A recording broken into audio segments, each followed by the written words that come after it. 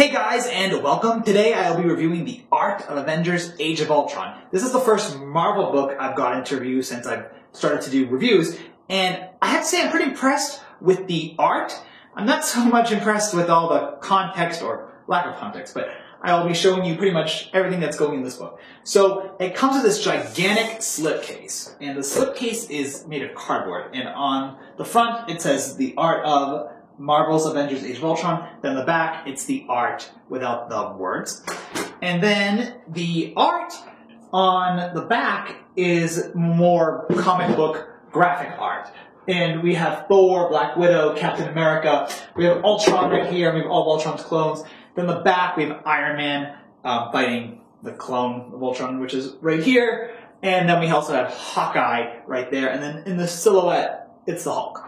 So that is the front of the book. Now the book is a few chapters, and I will just list the chapters off for you guys so that way everyone can know what they are. We have the foreword by Joss Whedon, and Joss Whedon, as we all know, is the director of the Avengers. Then we have an introduction, The Avengers Return, Chapter 1, A Country in Turmoil, Chapter 2, Avengers HQ, Chapter 3, Rise of Ultron, Chapter 4, Vision Quest, Chapter 5, Showdown in Slovakia. I messed the name of that up, but that's where the big battle in the movie takes place.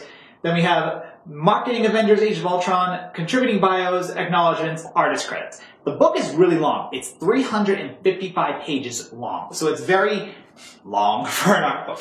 So as we go through it, now right here is Pietro's page. This is just an example of many of the characters in this movie and how they come up with kind of the concept they want to use for the movie, because Pietro already has an established look from, the comics. Now, if we go further back into characters that have already been established, such as, Iron Man, or actually, such as the Hulk.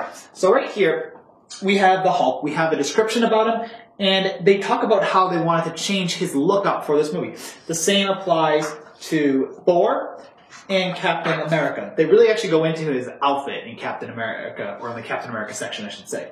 So the beginning of the book is really just like character profiles, and we don't get a lot of concept art or anything for that because, I hate to say it, we all know how these characters look at this point. This is a sequel, so for an art book to get a sequel, it's kind of focusing on the newer characters, such as Ultron, because right here we have the Iron Man bots, and they're brand new to this movie. Then also, here's a page on Vision, and they talk about where they got their ideas to design Vision and whatnot.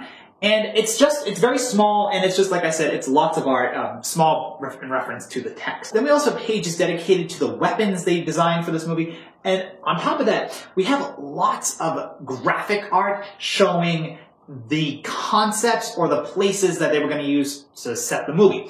So there's a lot of widespread pictures on here. Like this one says Leviathan module, and it's just that word or phrase with the picture of it. And that's kind of like how this goes. Now I'm on a different page, but just to quickly talk about the way the setup is, we get a lot of landscape art, but we don't get a lot of why they chose that landscape, which is, I kind of like the pictures as opposed to the reason why, but I wish there was the reason. So right here is Under the Armor, and under the armor, it's showing us profiles of how the characters look without their uniforms on. Now, we kind of know how they look because they're actors, and these are just drawings of Robert Downey Jr., Chris Evans, Chris Hemsworth, and Jeremy Renner.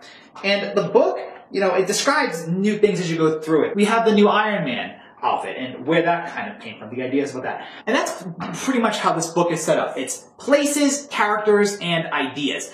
Now, the only flaw with the art book is it's not text-heavy and it's very picture-heavy. Now, I guess when you want an art book, you just want to look at pictures. And this book comes with lots and lots of pictures. I mean, you have more and more layouts than anything else.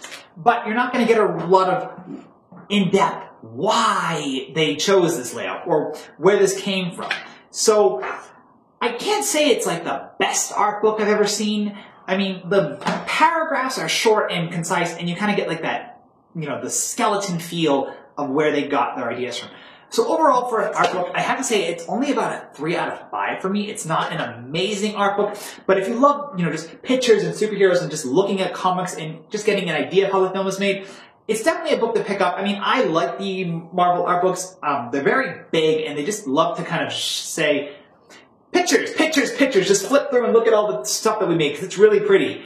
So I'd say if you're a Marvel fan, you're a fan of this movie, get it. But if you want like a really strong, in-depth making of, I think you might need to actually watch the documentary on the Blu-ray. So either way, I would say it's a 3 out of 5 star for an art book, but if you're a fan of Marvel, like, it's a book that you probably should have in your collection for superhero fans and whatnot, and that's kind of how I feel about it. I think it's a cool book, but it's not a very in-depth, knowledgeable book. There's definitely better ones out there. But I like this book, I like the movie, and I'm looking forward to its Blu-ray release. So let me know in the comments below what you thought about the art book, or if you'll be getting this art book, and thank you guys for watching my review. Bye!